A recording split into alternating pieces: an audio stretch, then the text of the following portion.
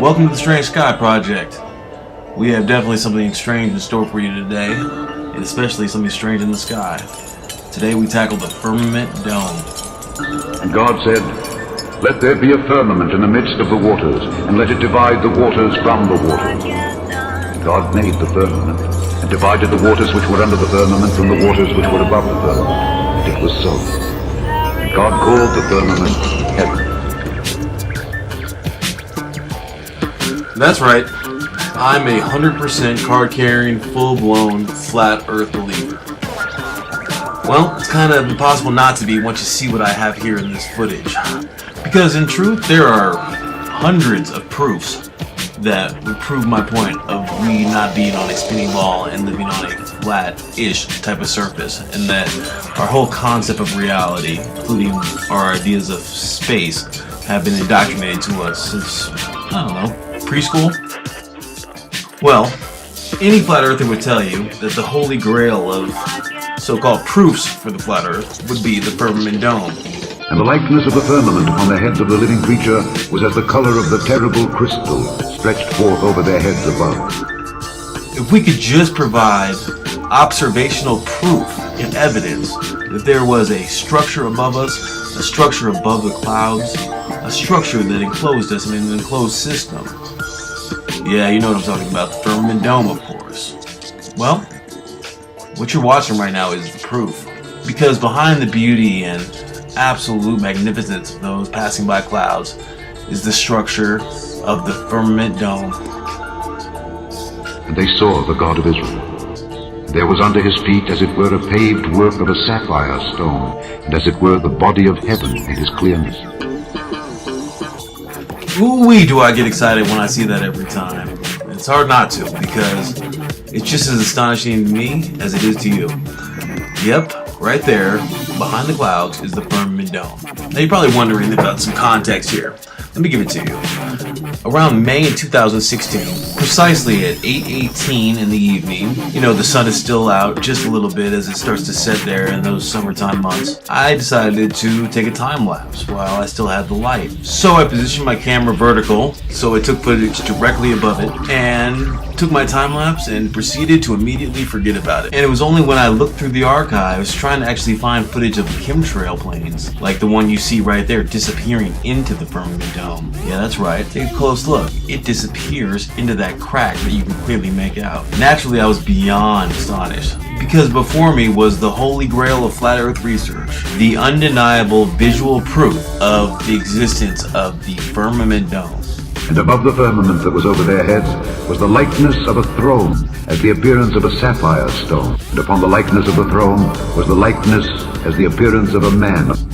Please take a great look here. Use your discernment and your inspecting eyes and see what you have here. See that it lies beyond the clouds, above them. See that there's a texture there, something super solid and gritty. I want you to use your God-given intuition, and I really want people to compare what you're seeing here in my footage to the vast amounts of information and knowledge that's currently out there, to all the meticulous descriptions preserved in print, and of course the limited but miraculous photographic and visual evidence at our disposal.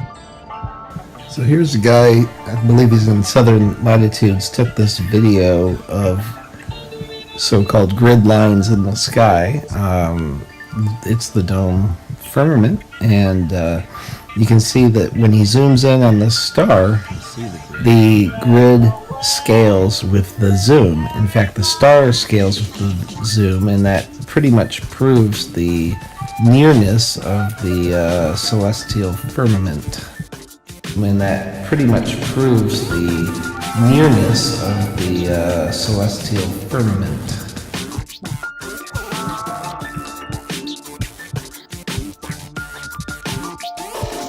And behold, in the firmament that was above the head of the cherubims, there appeared over them as it were a sapphire stone, as the appearance of the likeness of a throne.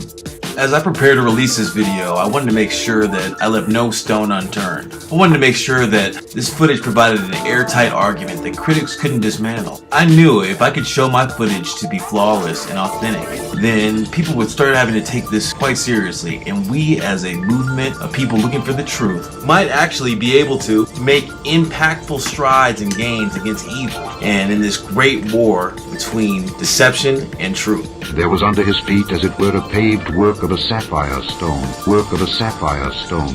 There appeared over them as it were a sapphire stone, was as the color of the terrible crystal, were a paved work of a sapphire stone, a sapphire stone, were a paved work of a sapphire stone, a sapphire stone, as the appearance of a sapphire stone, color of the terrible crystal.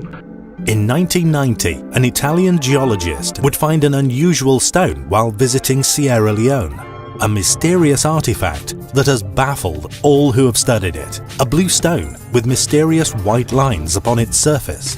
To his surprise, tests revealed that it was not a turquoise, or indeed anything that could officially be identified. Furthermore, the blue stone didn't correspond to any known mineral. But the most intriguing thing is its color. Researchers still do not understand how the stone has acquired or retained its color. This even though several universities and laboratories have analyzed the artifact at great length. It seems its color remains a mystery.